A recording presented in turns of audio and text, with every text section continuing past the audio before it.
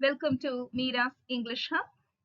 ഇന്ന് ഞാൻ നിങ്ങളുടെ മുന്നിൽ എത്തിയിരിക്കുന്നത് എന്തുകൊണ്ട് HSC ഇംഗ്ലീഷ് കോച്ചിങ്ങിന് നിങ്ങൾ മീരാസ് ഇംഗ്ലീഷ് ഹബ് സെലക്ട് ചെയ്യണം എന്നതിന് ഒരു ഉത്തരമായിട്ടാണ്. നമുക്ക് നോക്കാം. HSC ഇംഗ്ലീഷ് എക്സാം എന്ന് പറയുമ്പോൾ തന്നെ പ്രമുഖ ആപ്പിൽ ഞാൻ നൽകിയ ആ ഒരു പ്രീവിയസ് കോച്ചിങ് എക്സ്പീരിയൻസ് ആണ് എൻ്റെ മനസ്സിലോട്ട് വരുന്നത്. കൊറോണ സമയമായതുകൊണ്ട് തന്നെ എക്സാം നീട്ടിവെച്ചിട്ടുണ്ടായിരുന്നു. അങ്ങനെ ഒരുപാട് സമയം ഒരു ഇന്റൻസീവ് കോച്ചിങ് എക്സ്പീരിയൻസ് സ്റ്റുഡൻസിന് കൊടുക്കാൻ സാധിച്ചു എന്നതാണ് എൻ്റെ വിശ്വാസം.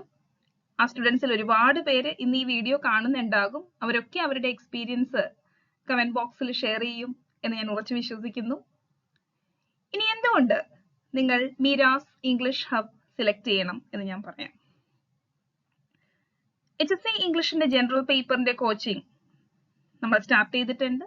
ഇതിൽ constitution, Kerala renaissance, GK, social religious movement, literary figures, teaching methodology, current affairs, ഇത്രയും കാര്യങ്ങളാണ് നമ്മളുടെ ഡെപ്തിൽ നമ്മൾ നോക്കേണ്ട ഏരിയാസ് എന്ന് പറയുന്നത്. ഈ കാര്യങ്ങളെ കുറിച്ച് പൊതുവെ നമ്മളൊരു LDC ലെവലിലോ സെക്രട്ടേറിയറ്റ് അസിസ്റ്റന്റ് ലെവലിലോ അങ്ങനെയൊക്കെ ഡിഗ്രി ലെവൽ ആ ഒരു രീതിയിലൊക്കെയാണ് പൊതുവെ പഠിച്ചു പോകുന്നത്. പക്ഷേ ഇത്രയും കാര്യങ്ങൾ പഠിക്കേണ്ട ആവശ്യമുണ്ടോ എന്നതാണ് ഇവിടെ ഒരു ചോദ്യമായിട്ട് നിൽക്കുന്നത്. നമ്മൾക്കൊരു ക്ലിയർ കട്ട് ആയിട്ടുള്ള ഒരു സിലബസ് ഇതിനാവശ്യമായിട്ടുണ്ട്. എന്നാൽ മാത്രമാണ് നമ്മൾക്ക് ഈ ഒരു ഏരിയ കവർ ചെയ്തെടുക്കാനായിട്ട് സാധിക്കുക. പൊതുവെ പാർട്ട് ബിയില് നമ്മൾ എല്ലാ കാര്യങ്ങളും ഇത് ഞാൻ പഠിച്ചു, ഈ ഒരു ടോപ്പിക് കഴിഞ്ഞു എന്ന് ടിക്ക് ചെയ്ത് പോകുന്ന ഒരു രീതി ഉണ്ടാവുമല്ലോ, അല്ലെങ്കിൽ ഹൈലൈറ്റ് ചെയ്ത് പോകുന്ന രീതി ഉണ്ടാവും. അപ്പൊ അങ്ങനെ ഒരു സ്ട്രക്ചേർഡ് ആയിട്ട് ഞങ്ങൾ തന്നെ സെറ്റ് ചെയ്തിട്ടുള്ള ഒരു സിലബസ് ആണ് നിങ്ങളുടെ മുന്നിലോട്ട് ജനറൽ പേപ്പറിന് കൊണ്ടുവരുന്നത്. ആ ഒരു സ്ട്രക്ചേർഡ് സിലബസിന്റെ ബേസ് എന്താണ് എന്ന് നിങ്ങൾ ചോദിക്കും. PYQs തന്നെയാണ്. PYQs അനലൈസ് ചെയ്തിട്ട് ഞങ്ങൾ സ്ട്രക്ചർ ചെയ്തിട്ടുള്ള കുറച്ച് കോണ്ടന്റ്, ഏതൊക്കെ ടോപ്പിക്സ് ആണ് എന്ന് ഹൈലൈറ്റ് ചെയ്ത് നിങ്ങൾക്ക് തരുന്നു. ഇത് കോൺസ്റ്റിറ്റ്യൂഷൻ ആണെങ്കിൽ പോലും നമുക്ക് വളരെ ഡെപ്തിൽ പോവേണ്ട ആവശ്യം വരുന്നില്ല. ഇനി Kerala renaissance, social religious movements ആണെങ്കിൽ ഉറപ്പായിട്ടും ചോദ്യം ചോദിക്കുന്ന ഏരിയാസ് ആണ് അല്ലേ. ഇപ്പോ റിനൈസൻസ് ലീഡേഴ്സിനെ എടുക്കുമ്പോൾ നമുക്കറിയാം ഒരുപാട് ലീഡേഴ്സ് ഉണ്ട്. അപ്പൊ അതിൽ ഏതൊക്കെ ലീഡേഴ്സിനെ നമ്മൾ സെലക്ട് ചെയ്ത് പഠിക്കണം, അല്ലെങ്കിൽ എത്രത്തോളം ആ ഒരു കൗണ്ട് പോണം എന്നതൊക്കെ നമ്മൾ ഒരു കറക്റ്റ് ബൗണ്ടറി ഇട്ട് കൊടുക്കുന്നു. എന്നത്തെ ക്വസ്റ്റ്യൻ പേപ്പർ ഒക്കെ അനലൈസ് ചെയ്തിട്ട് ആ ട്രെൻഡ് 2025ന്റെ ട്രെൻഡ് എന്താണ് എന്ന് മനസ്സിലാക്കിക്കൊണ്ട് ബാക്കിയുള്ളവരെ ആഡ് ചെയ്യുന്നു. അതുപോലെ തന്നെ ലിറ്റററി ഫിഗേഴ്സിന്റെ ഒക്കെ ചോദ്യങ്ങൾ നമുക്ക് കാണാൻ സാധിക്കും. പിന്നെ ടീച്ചിങ് മെത്തഡോളജി ആണ്.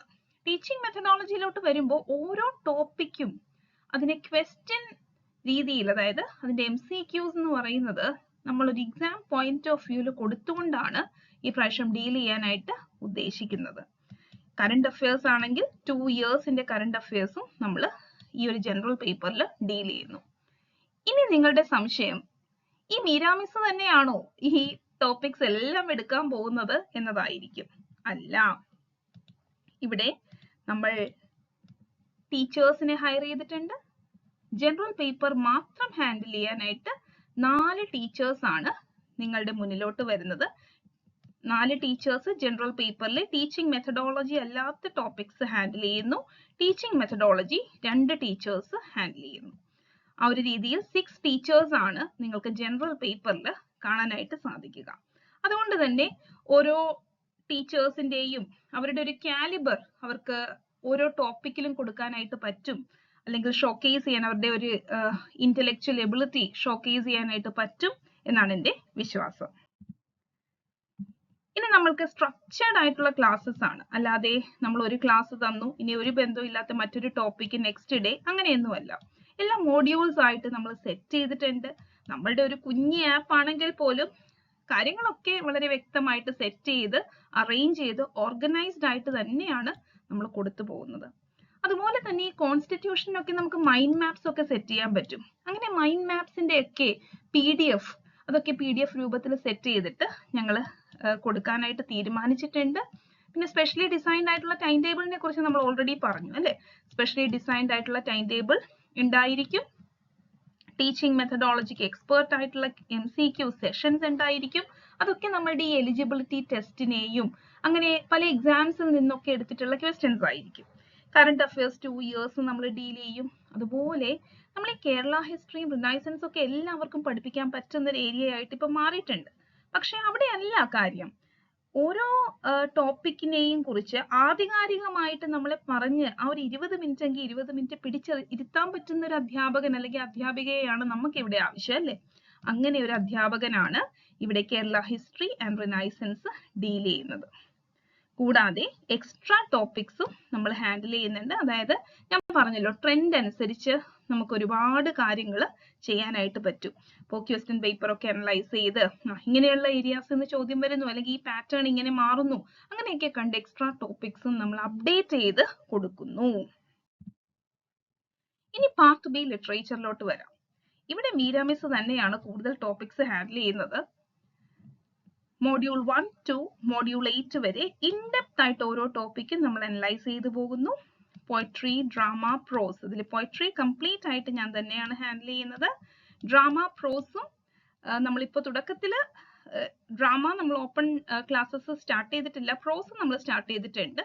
പതുക്കനെ പോയട്രി ആണ് കുറച്ചുകൂടി എനിക്ക് തോന്നുന്നു ഡീപ്പായിട്ട് പോവേണ്ടത്. കാരണം 20 ടോപ്പിക്സ് ആണ് നമുക്ക് അവിടെ ഉള്ളത്. ആ 20 ടോപ്പിക്സ് കംപ്ലീറ്റ് ചെയ്തിട്ടാണ് നമ്മൾ ഈ ഒരു ഏരിയയിലോട്ട് വരാനിരിക്കുന്നത്.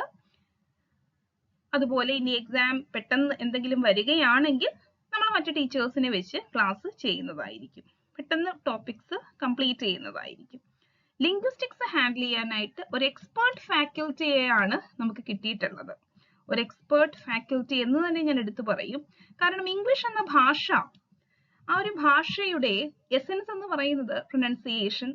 എപ്പോഴും ഏത് ഭാഷയും സംസാരിക്കാനുള്ള ഒരു ഭാഷയാണ്, അല്ലെ? ആ ഭാഷയുടെ ഭംഗി, ആ ഒരു ലാംഗ്വേജിന്റെ എസൻസ് എന്നൊക്കെ പറയുന്നത് പ്രൊനൗൺസിയേഷനിൽ തന്നെയാണ്. അത് മലയാളം ആയിക്കോട്ടെ, ഹിന്ദി ആയിക്കോട്ടെ, ഇംഗ്ലീഷ് ആയിക്കോട്ടെ.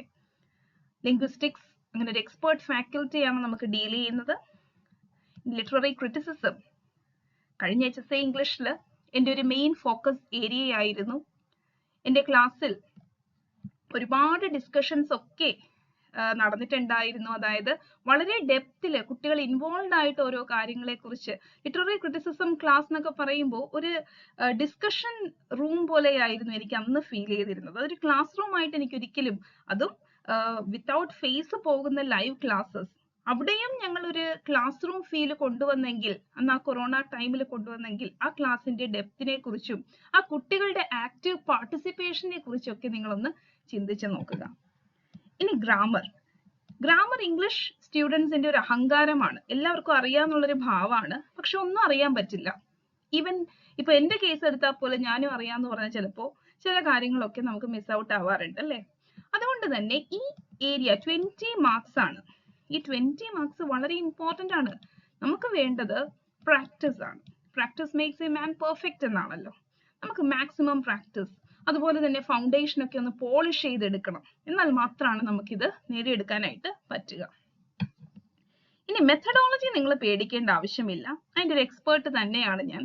ടീച്ചിങ് മെത്തഡോളജി, പെഡഗോജി ഒക്കെ എടുത്തെടുത്ത് നമുക്ക് ഇപ്പോൾ അത് കാണാതെ തന്നെ പറയാൻ പറ്റുന്ന ഒരു അവസ്ഥയിലാണ്. അതുകൊണ്ട് മെത്തഡോളജിയിലെ നമുക്ക് ടോപ്പിക്സിനെ വളരെ ഈ മൈൻഡ് മാപ്സ് പോലെയൊക്കെ ക്രിയേറ്റ് ചെയ്ത്, അതുപോലെ മെത്തഡോളജിന്ന് ക്വസ്റ്റ്യൻസ് ചോദിക്കുന്ന ഏരിയാസ് ഉണ്ട്, സ്പെസിഫിക് ഏരിയാസ് ഉണ്ട്, അതൊക്കെ ഫോക്കസ് ചെയ്ത് പഠിച്ച് പോകാവുന്നതാണ്. അപ്പോൾ ഇത്രയുമാണ് പാർട്ട് ബി ലിറ്ററേച്ചർ. ഇനി നമ്മുടെ ക്ലാസ്സസ് എങ്ങനെയാണ് പോകുന്നത് എന്ന് നമുക്ക് നോക്കാം. ഇപ്പൊ നമ്മൾ ലിറ്ററേച്ചർ എടുക്കുന്ന കാര്യം പറഞ്ഞു. 20 പോയട്രി ടോപ്പിക്സ് ആണ് നമ്മളുടെ മുന്നിലുള്ളത്, അല്ലേ? ഈ 20 പോയട്രി ടോപ്പിക്സിൽ ഓരോ പോയട്രിയിലെയും ഓരോ വരി ഒരു പൊട്ടൻഷ്യൽ ക്വസ്റ്റ്യൻ ആണ് എന്ന് നമ്മൾ അസ്യൂം ചെയ്തുകൊണ്ടാണ് മുന്നോട്ട് പോകുന്നത്. അങ്ങനെ അസ്യൂം ചെയ്താൽ മാത്രമാണ് HSA ഇംഗ്ലീഷ് നിങ്ങൾക്ക് ക്രാക്ക് ചെയ്യാനായിട്ട് പറ്റുക. നമ്മളുടെ ഈ ഒരു സെഷൻ, ഈ ഒരു കോഴ്സിന്റെ ഹൈലൈറ്റ് എന്ന് പറയുന്നത് തന്നെ MCQs ആണ്. MCQs എന്ന് പറയുമ്പോൾ ഒരു MCQ സെഷനിലോട്ട് ഒതുങ്ങി നിൽക്കുന്നതല്ല. നമ്മൾ തുടക്കം മുതൽ അവസാനം വരെ, അതായത് ഇപ്പോൾ ഒരു ടോപ്പിക് എടുക്കാനായിട്ട് 2.5 മണിക്കൂറാണ് നമ്മൾ എടുക്കുന്നത്, അല്ലെങ്കിൽ 3 മണിക്കൂറാണ് നമ്മൾ പൊതുവേ എപ്പോഴും ഏറ്റവും കുറഞ്ഞ സമയത്ത് ക്ലാസ് കംപ്ലീറ്റ് ചെയ്യുന്ന രീതിയാണ്. ഒരു ടോപ്പിക്കിന് അങ്ങനെ ലെങ്തി ആയിട്ട് കൊണ്ടുപോകുന്ന ഒരു രീതി നമ്മൾക്കില്ല. ഇവിടെ 2.5 മണിക്കൂറാണ് സപ്പോസ് എടുക്കുന്നതെങ്കിൽ അതിനൊക്കെ നമ്മൾ പോയിന്റ്സ് പറഞ്ഞു പോവുകയാണ്. അതുപോലെ റാങ്ക് മേക്കിംഗ് പോയിന്റ്സ് ഓരോ ടോപ്പിക് വൈസ് നമ്മൾ കൊടുക്കുന്നു. അത് ഞാൻ അവകാശപ്പെടും, അത് എന്റെ ആപ്പിന്റെ ഒരു ഹൈലൈറ്റ് ആണ് കോംപ്രിഹെൻസീവ് നോട്ട്സ് എന്ന് പറയുന്നത്. അത്രയും എഫേർട്ട് ഇട്ടിട്ടാണ് ഞാൻ ഈ നോട്ട്സ് നിങ്ങളുടെ മുന്നിലോട്ട് എത്തിക്കുന്നത്.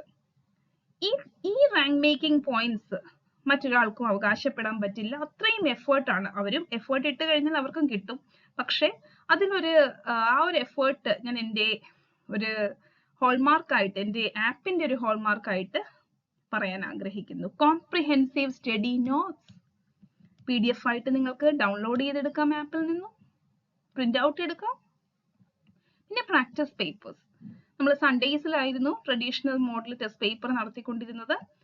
അതിനെ എൻ്റെ ഫ്രീക്വൻസി നമ്മൾ കൂട്ടാൻ ഉദ്ദേശിച്ചിരിക്കുകയാണ്. സ്റ്റേറ്റ്മെന്റ് ക്വസ്റ്റ്യൻസ് ഒക്കെയാണ് നമ്മൾ അതിൽ ഉൾപ്പെടുത്തി പോകുന്നത്. അതായത് നിങ്ങളെ ഒന്ന് കൺഫ്യൂസ് ചെയ്യുക, എന്നിട്ട് ഉത്തരത്തിലോട്ട് എത്തിക്കുക. അതുപോലെ റിസർച്ച് ഓറിയന്റഡ് ക്ലാസ്സസ് ആണ്. അതിന്റെ അർത്ഥം നമ്മൾ ഒരു റിസർച്ച് പേപ്പർ തയ്യാറാക്കാൻ പോകുന്നു എന്നല്ല. നിങ്ങൾക്ക് ആവശ്യമായത് എന്തോ അതെന്റെ എക്സ്പീരിയൻസിൽ നിന്നും മനസ്സിലാക്കിക്കൊണ്ട് നിങ്ങളുടെ മുന്നിൽ എത്തിക്കുന്നു. അവിടെ നിങ്ങൾക്ക് ആ ഒരു ടോപ്പിക്കിനോട് ഒരു കോളേജ് ലെവലിൽ, ഒരു കോളേജിൽ നമ്മൾ ഒരു ടോപ്പിക് ഇരുന്ന് പഠിക്കുമ്പോൾ കിട്ടുന്ന ഒരു ഫീൽ നിങ്ങൾക്ക് പ്രീമിയം ലിറ്റററി എക്സ്പീരിയൻസ് എന്ന് ഞാൻ അവകാശപ്പെടും. അത് നിങ്ങൾക്ക് ഉറപ്പായിട്ടും കിട്ടും. ലൈവ് ഇന്ററാക്റ്റീവ് സെഷൻസ് ആണ് നമ്മളുടെ. റെക്കോർഡിങ്സ് നിങ്ങൾക്ക് 15 മിനിറ്റ്സിനുള്ളിൽ ആപ്പിൽ അവൈലബിൾ ആകും. 15 മിനിറ്റിന് ശേഷം നിങ്ങൾക്ക് ആപ്പിൽ അവൈലബിൾ ആകും. ഇപ്പൊ സപ്പോസ് ഇപ്പോൾ 7 മണിക്ക് ഒരു കുട്ടിക്ക് ഈ ക്ലാസ്സിൽ ജോയിൻ ചെയ്യാൻ പറ്റിയില്ല എങ്കിൽ പോലും 1 അവറിന്റെ ക്ലാസ് ആണെങ്കിൽ 8:15 ഒക്കെ ആകുമ്പോൾ നിങ്ങൾക്ക് ആ ഒരു ക്ലാസ് റെക്കോർഡഡ് ആയിട്ട് കാണാം. സെയിം ഡേ അത് കംപ്ലീറ്റ് ചെയ്ത് പോവാം. അതൊക്കെ നമ്മളുടെ കോഴ്സിന്റെ ഹൈലൈറ്റ് ആണ്. ഇനി മറ്റൊരു ഹൈലൈറ്റ് എന്ന് പറയുന്നത്, നമ്മൾ പൊതുവെ ക്ലാസ് റൂമിൽ കൺജസ്റ്റഡ് ആവാതെ ഇരിക്കാനായിട്ട് ശ്രദ്ധിക്കാറുണ്ട് അല്ലേ? അതുകൊണ്ട് തന്നെ എന്റെ ബാച്ചസിൽ 25 അല്ലെങ്കിൽ 20 to 25 സ്റ്റുഡൻസിനെ മാത്രമേ ഞാൻ അഡ്മിഷൻ കൊടുക്കാറുള്ളൂ. ഓരോ ബാച്ചിലെയും സ്റ്റുഡൻസിനെ എനിക്ക്, മാക്സിമം സ്റ്റുഡൻസിനെ എനിക്ക് അറിയാം, അവരുടെ പേരറിയാം, അവരെ കുറിച്ച് കുറച്ച് കാര്യങ്ങളൊക്കെ എനിക്ക് അറിയാൻ പറ്റും. ആ ഒരു രീതിയിൽ ഒരു ബോണ്ട് ക്രിയേറ്റ് ചെയ്താണ്, ഒരു ഫാമിലി പോലെയാണ് ഞങ്ങൾ മുന്നോട്ട് പോകുന്നത്. അതുകൊണ്ട് തന്നെ ഒരു പേഴ്സണൽ മെന്റർഷിപ്പ് അവിടെ പോസിബിൾ ആണ്. പേഴ്സണൽ മെന്റർഷിപ്പ് എന്ന് പറയുമ്പോൾ ഞാൻ എല്ലാ ദിവസവും നിങ്ങൾ പഠിക്കുന്നുണ്ടോ, നിങ്ങൾ പഠിക്കൂ, മോട്ടിവേഷൻ എന്ന രീതിയിലൊന്നും കൊടുക്കുന്നു എന്നല്ല. പകരം അവരുമായിട്ടൊരു ബോണ്ട് ക്രിയേറ്റ് ചെയ്യുന്നു. അവർക്ക് തുറന്ന് സംസാരിക്കാനായിട്ട് ഒരാൾ ഇപ്പുറത്തുണ്ട്. അവർക്കൊരു ഫ്രണ്ട് എന്ന നിലയിൽ, ഒരു എന്താ പറയുക, ഒരു സിസ്റ്റർ എന്ന നിലയിൽ, ഒരു ടീച്ചർ എന്ന നിലയിൽ അപ്രോച്ച് ചെയ്യാൻ പറ്റുന്നു. അതാണ് personal mentoring. Support, motivation, guidance. ചിലപ്പോൾ നമ്മളും ചില സമയത്ത് ഡ്രെയിൻ ഔട്ട് ആയിട്ട് നിൽക്കുന്ന ഒരു സമയമായിരിക്കും. അപ്പോഴാണ് ഒരു സ്റ്റുഡന്റ് നമ്മളോട് ഒരു എന്തെങ്കിലും എന്താ പറയുക, ചില വാക്കുകൾ മറ്റുള്ളവരെ ഇൻഫ്ലുവൻസ് ചെയ്യാറുണ്ടല്ലോ, ഇൻസ്പയർ ചെയ്യാറുണ്ടല്ലോ. അങ്ങനെയൊക്കെയുള്ള സമയത്ത് നമ്മൾ നമ്മളുടെ ഒരു വാക്കിന്റെ വിലയൊക്കെ നമ്മൾ മനസ്സിലാക്കും. അങ്ങനെ ഒരു എക്സ്പീരിയൻസ് എനിക്ക് ഈ ഒരു ബാച്ച് തുടങ്ങിയതിന് ശേഷം, ഈ ഒരു ആപ്പ് തുടങ്ങിയതിന് ശേഷം ഒരുപാട് എക്സ്പീരിയൻസ് ചെയ്യാനായിട്ട് പറ്റിയിട്ടുണ്ട്. കൂടാതെ കമ്മ്യൂണിറ്റി സപ്പോർട്ട്, ഈ കമ്മ്യൂണിറ്റി സപ്പോർട്ടും മോട്ടിവേഷനും ഒരു ഇന്റഗ്രൽ ആയിട്ടുള്ള ഒരു പാർട്ടാണ് എന്ന് തന്നെ ഞാൻ പറയും. കാരണം നമ്മളെ ആരെങ്കിലും അങ്ങനെ പുഷ് ചെയ്യാനുണ്ടെങ്കിൽ മാത്രമാണ് നമുക്കൊരു ലക്ഷ്യത്തിലോട്ട് എത്താൻ പറ്റുക. വാക്കുകൊണ്ടും ഒരു കെയറിങ് കൊണ്ടും അങ്ങനെയൊക്കെയുള്ള ഒരുപാട് കാര്യങ്ങൾ ഇതിന്റെ ഭാഗമാണ്. നമ്മൾ പോലും അറിയാത്ത കാര്യങ്ങളാണ് ഇതൊക്കെ. എല്ലാവരും ആഗ്രഹിക്കുന്ന കാര്യങ്ങളുമാണ്. വാട്സാപ്പ് ഗ്രൂപ്പ് സപ്പോർട്ട് ഉണ്ട്. ടെലിഗ്രാം ചാനലിൽ നമ്മൾ പോൾസ് ചെയ്യാറുണ്ട്. കൂടാതെ ഒരു സ്ട്രക്ചേർഡ് സ്റ്റഡി പ്ലാൻ കൂടി ഹൈബ്രിഡ് കോഴ്സിൽ നമ്മൾ കൊടുക്കാനായിട്ട് പോകുന്നു. Premium literary experience. ഇത് മാത്രമല്ല കേട്ടോ, ഒരുപാട് എക്സ്ട്രാ കാര്യങ്ങൾ കൂടിയുണ്ട്. നമ്മളൊരു ക്യൂസിൽ ബോക്സ് സീരീസ് സ്റ്റാർട്ട് ചെയ്തിട്ടുണ്ട്. അതിന്റെ എല്ലാ വീഡിയോസും നിങ്ങൾക്ക് യൂട്യൂബിൽ അവൈലബിൾ ആവില്ല. സെലക്റ്റഡ് ആയിട്ടുള്ള കാര്യങ്ങൾ മാത്രമായിരിക്കും. ബാക്കി കാര്യങ്ങൾ എല്ലാം ആപ്പിൽ അവൈലബിൾ ആണ്. മാർച്ചോടുകൂടി ഈ ഒരു ടോപ്പിക്ക് കംപ്ലീറ്റ് ചെയ്തിട്ട് റിവിഷൻ ചെയ്യണം എന്നാണ് നമ്മൾ വിചാരിക്കുന്നത്. അപ്പോൾ എക്സാമിന്റെ ഒരു ഏകദേശം പിക്ചർ നമ്മൾക്ക് ലഭിക്കും. ഓരോ ടോപ്പിക്കിന്റെയും റിവിഷൻ നമ്മൾ മാർച്ച് ഓൺവേർഡ്സ് ചെയ്യാൻ ഉദ്ദേശിക്കുന്നു. ലിംഗ്വിസ്റ്റിക്സിന് സ്പെഷ്യൽ ഫോക്കസ് കൊടുക്കുന്നു. ആൻഡ് ഒരു റാങ്ക് ഫയൽ അതിന്റെ മേക്കിംഗ് സ്റ്റേജിലാണ് എന്ന് കൂടി ഞാൻ നിങ്ങളോട് പറയാനായിട്ട് ആഗ്രഹിക്കുന്നു. അതെന്റെ സ്റ്റുഡൻസിന് മാത്രമാണ് ഞാൻ നൽകാൻ പോകുന്നത്. പുറത്ത് ആർക്കും ഞാൻ കൊടുക്കാനായിട്ട് ഉദ്ദേശിക്കുന്നില്ല. അതിന്റെ ഫസ്റ്റ് സ്റ്റേജിൽ ലിറ്റററി ക്രിറ്റിസിസം ഡിസ്കഷൻ ഫോറം, അതായത് ലിറ്റററി ക്രിറ്റിസിസം ഒരു എക്സ്പീരിയൻസ് ആക്കി തന്നെ മാറ്റാനായിട്ടാണ് ഞാൻ ഉദ്ദേശിച്ചിട്ടുള്ളത്. നിങ്ങളുടെയും പാർട്ടിസിപ്പേഷൻ, അതായത് active participation from the side of students, അതാണ് ഞാൻ എക്സ്പെക്ട് ചെയ്യുന്നത്. ഇത് മാത്രമല്ല, മെനി മോർ സർപ്രൈസസ്, ഒരുപാട് സർപ്രൈസസ്, ഒരുപാട് കാര്യങ്ങൾ. ലിറ്ററേച്ചർ എന്ന് പറഞ്ഞു കഴിഞ്ഞാൽ എന്താ പറയാ, ഇൻഫിനിറ്റ് ആയിട്ടുള്ള പോസിബിലിറ്റി ആണ് അല്ലെ, നമുക്ക് ക്രിയേറ്റീവ് ആയിട്ടുള്ള കാര്യങ്ങൾ ചെയ്യാനായിട്ട് കിട്ടുന്നത്. അങ്ങനെ ഒരുപാട് കാര്യങ്ങൾ നമ്മൾ ഈ ഒരു ബാച്ചിൽ ചെയ്യും. അതുകൊണ്ട് തന്നെ നിങ്ങൾ ടെൻഷൻ അടിക്കാതെ മുന്നോട്ട് പോകും എന്നതാണ് ഒരു ഹൈലൈറ്റ്. പിന്നെ ഫീസിന്റെ കാര്യത്തിൽ നിങ്ങൾ ടെൻഷൻ അടിക്കേണ്ട ആവശ്യമില്ല. നമ്മൾ ഇൻസ്റ്റാൾമെന്റ് സ്കീം അവൈലബിൾ ആക്കിയിട്ടുണ്ട്. നമ്മൾക്കറിയാം, നമ്മളൊരു 4 ഡിജിറ്റ് നമ്പർ ഒന്നും നിങ്ങളോട് ഡിമാൻഡ് ചെയ്യുന്നില്ല. അതിന്റെയൊക്കെ ഒരു 1/4 മാത്രമാണ് നിങ്ങൾ ഇവിടെ ഫീസ് ആയിട്ട് കൊടുക്കേണ്ടത്. 1/4 മാത്രം ഫീസ് കൊടുക്കണം. അത് 3 ഇൻസ്റ്റാൾമെന്റ്സ് ആയിട്ട് നിങ്ങൾക്ക് പേ ചെയ്യാനായിട്ട് പറ്റും. റിവിഷൻ ക്ലാസ്സസ് കൂടാതെ 20 മോഡൽ ടെസ്റ്റ് പേപ്പേഴ്സ് ട്രഡീഷണൽ രീതിയിലാണ് കേട്ടോ. നമ്മളൊരു ചെറിയ ബഡിങ് ആപ്പ് ആണ്, അതുകൊണ്ട് തന്നെ നമുക്ക് ട്രഡീഷണൽ മെത്തേഡ്സിലോട്ട് കൂടുതൽ ഫോക്കസ് ചെയ്യേണ്ടി വരും. പിന്നെ നമ്മുടെ ആപ്പിന്റെ ഡെവലപ്മെന്റ് അനുസരിച്ചിട്ട് ഓരോ മാറ്റങ്ങൾ ഞാൻ കൊണ്ടുവരുന്നതാണ്. എന്തായാലും 6 മന്ത്സിൽ ഈ ആപ്പിന്റെ ഒരു ഗ്രോത്ത് എന്ന് പറയുന്നത് നിങ്ങളുടെയൊക്കെ സപ്പോർട്ട് കൊണ്ട് മാത്രമാണ്. ഒരുപാട് മുന്നോട്ട് വരാനായിട്ട് സാധിച്ചു. ഇന്ന് നമ്മൾ 7 ഫാക്കൽറ്റിയിൽ എത്തി നിൽക്കുന്നു. ഞാൻ ഒരാൾ തുടങ്ങിയ ഒരു സംഭവമാണ്, അതിൽ നിന്നും 7 ഫാക്കൽറ്റിയിൽ എത്തി നിൽക്കുന്നെങ്കിൽ അതിന്റെ പിന്നിൽ ആ ഒരു ക്രെഡിറ്റ് എന്ന് പറയുന്നത് എന്റെ സ്റ്റുഡൻസിനാണ്. എസ്പെഷ്യലി എന്റെ ഫസ്റ്റ് 2 ബാച്ചസ്, അത് കഴിഞ്ഞു വന്ന ബാച്ചസിന് വേണ്ട, എന്നാലും ഫസ്റ്റ് 2 ബാച്ചസിന് ഞാൻ ഒരുപാട് നന്ദി അറിയിക്കാൻ ആഗ്രഹിക്കുന്നു. അതുകൊണ്ട് തന്നെ എക്സ്ട്രാസ് ആയിട്ട് ഒരുപാട് കാര്യങ്ങൾ കൂടി വരുന്നുണ്ട്. ഇനി നിങ്ങൾ ഈ ഒരു കോഴ്സിൽ ഡയറക്റ്റ് ആയിട്ടൊന്നും ജോയിൻ ചെയ്യണ്ട. നിങ്ങൾക്ക് ഫ്രീ ആയിട്ട് ഒരു ട്രയൽ ക്ലാസ് അവൈലബിൾ ആണ്. ഫ്രീ കോഴ്സ് ആണ്. കോഴ്സ് പക്ഷെ പർച്ചേസ് ചെയ്യണം. 10 rupees ആണ്. ഓക്കെ, 10 rupeesന് നിങ്ങൾ പർച്ചേസ് ചെയ്യുക. 20 വീഡിയോസ് നിങ്ങൾക്ക് അവിടെ കാണാൻ സാധിക്കും. നിങ്ങൾ സ്ക്രോൾ ചെയ്ത് പോവുക, ഓരോ മോഡ്യൂൾസിലും വീഡിയോസ് അപ്പ് ആക്കിയിട്ടുണ്ട്. അപ്പൊ നിങ്ങൾക്ക് പോയട്രി ചെക്ക് ചെയ്യാം, പ്രോസ് ചെക്ക് ചെയ്യാം, ലിറ്റററി ക്രിറ്റിസിസം ചെക്ക് ചെയ്യാം, ലിംഗ്വിസ്റ്റിക്സിന്റെ ക്ലാസ് എങ്ങനെയാണ് പോകുന്നതെന്ന് നോക്കാം, മെത്തഡോളജി ക്ലാസ്സസ് നോക്കാം. എന്നിട്ട് നിങ്ങൾ തീരുമാനിക്കൂ മീരാസ് ഇംഗ്ലീഷ് ഹബിൽ ജോയിൻ ചെയ്യണോ വേണ്ടയോ എന്ന്. പിന്നെ മറ്റൊരു കാര്യം കൂടി, നമ്മൾ ജാനുവരി ഓൺവേർഡ്സ് എന്ന് പറയുമ്പോൾ HSC എക്സാമിന്റെ അടുത്തോട്ട് നമ്മൾ എത്തുമ്പോൾ നമുക്കറിയാലോ, നമ്മൾ ഇക്കണോമിക്സ് ഒക്കെ പഠിച്ചത് കൊണ്ട് തന്നെ ഡിമാൻഡ് കൂടുമ്പോൾ പ്രൈസ് കൂടും എന്നുള്ളത്.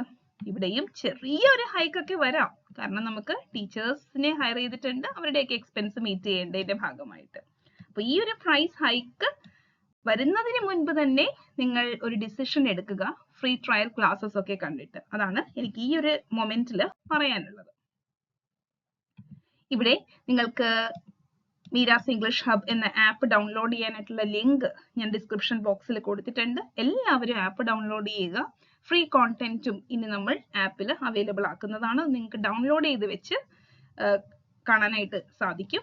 ടെലിഗ്രാം ചാനലിൽ നമ്മൾ polls, free polls, morning polls, good morning polls ഒക്കെ നമ്മൾ ചെയ്യുന്നുണ്ട്. അതിപ്പോ കുറച്ച് ദിവസമായിട്ടൊന്ന് സ്റ്റോപ്പ് ആയിട്ടുണ്ട്, എന്നാലും നമ്മൾ റീസ്റ്റാർട്ട് ചെയ്യുന്നതാണ്. വാട്സാപ്പ് ഗ്രൂപ്പ് സപ്പോർട്ട് ഉണ്ട്. കൂടുതൽ കാര്യങ്ങൾ അറിയാനായിട്ട് നിങ്ങൾക്ക് ഈ ഒരു നമ്പറിൽ എന്നെ കോൺടാക്ട് ചെയ്യാവുന്നതാണ്.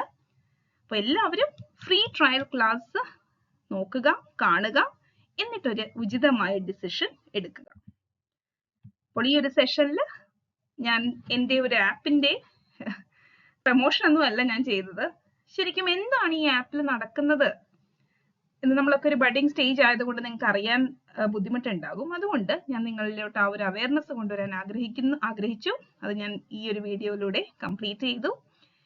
എന്തായാലും ഇനി നമുക്കൊരു ലേണിംഗ് എക്സ്പീരിയൻസിന് വേണ്ടിയിട്ട് വെയിറ്റ് ചെയ്യാം. അപ്പോൾ ഹാപ്പി ലേണിംഗ്.